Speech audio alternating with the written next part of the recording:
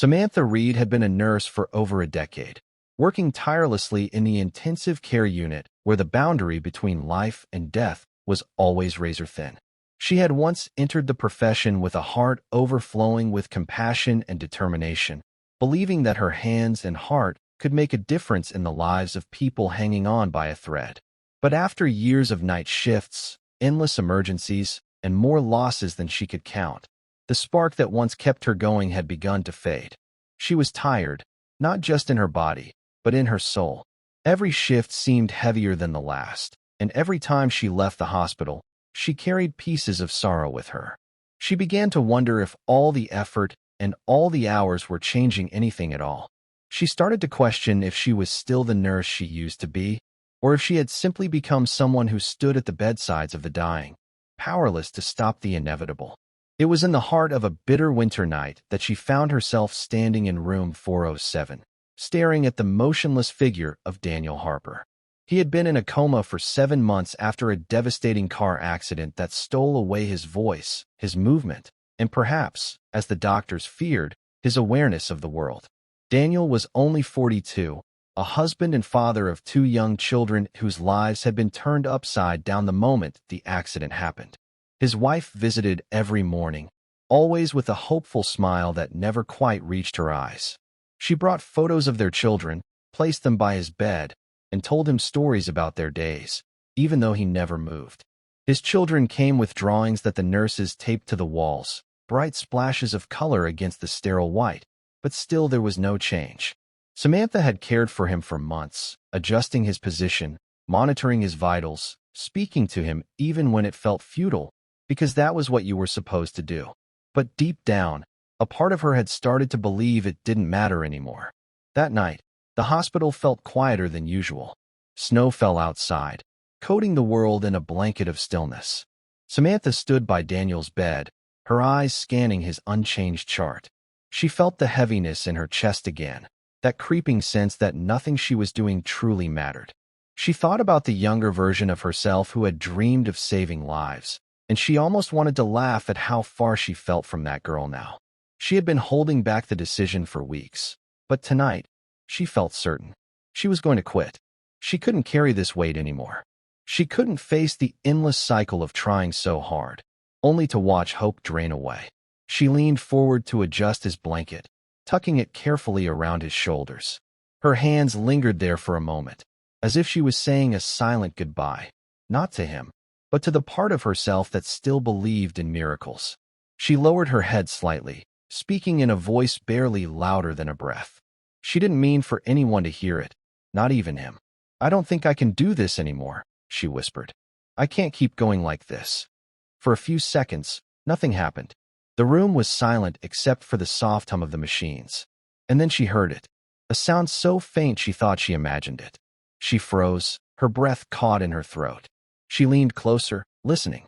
There it was again, a hoarse, broken whisper that scraped against the quiet like sand against glass. Her heart began to pound. She moved closer still, her ear near his lips. "Don't quit." She straightened abruptly, her eyes wide, her pulse racing. She stared at him, but his eyelids remained still, his face unmoving. It didn't matter. She knew what she had heard. It wasn't the hiss of the oxygen or a trick of her tired mind. It was his voice, faint and ragged, but real. 2 words that pierced straight through the fog of doubt that had been clouding her for months. Her hands trembled as she pressed the call button to summon the attending physician. While she waited, she stayed by his side, gripping his hand as though it were a lifeline. She spoke to him, her voice shaking, telling him she heard him, telling him she was still here. When the doctor arrived, he examined Daniel but found no measurable change in his condition. They couldn't explain it, but Samantha didn't care about explanations. She had heard him, and she knew what it meant. The next night, she returned to work with a strange energy she hadn't felt in a long time.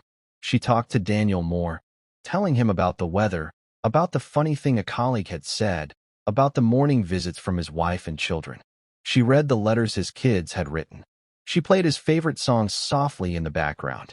Other nurses teased her gently for speaking to him so much, saying he couldn't hear her. But she didn't care. Deep in her gut, she believed he could. And even if he couldn't, she knew she needed to believe in something again. Days turned into weeks.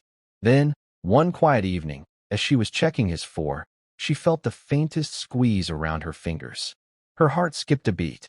She stared at his hand, unsure if she had imagined it, and then she whispered, "Daniel, if you can't hear me, squeeze again." Slowly, weakly, he did. The neurologist confirmed that he was responding to stimuli. It was the first sign of progress in months. The process was slow, filled with uncertainty, but for the first time in a long while, there was a real sense of hope. Samantha became even more determined. She spent her breaks with him, talking, reading, describing everything happening around him, and always holding his hand just enough for him to know he wasn't alone. Months later, spring sunlight streamed through the window of room 407. The sterile smell was softened by the presence of fresh flowers on the bedside table. Daniel was sitting up in bed, thinner than before, his voice still weak, but growing stronger every day. His wife was by his side, tears of joy in her eyes, their children chattering and climbing onto the bed to hug him. The room was alive with laughter, the kind that seemed impossible months ago. When Samantha entered, Daniel turned his head toward her, his smile warm despite the exhaustion still lingering in his features. "You didn't quit," he said quietly. She felt her eyes fill with tears. She nodded, unable to speak past the lump in her throat. In that moment, she understood with absolute clarity that her choice to stay had mattered, not just to him, but to her. It reminded her of why she had become a nurse in the first place.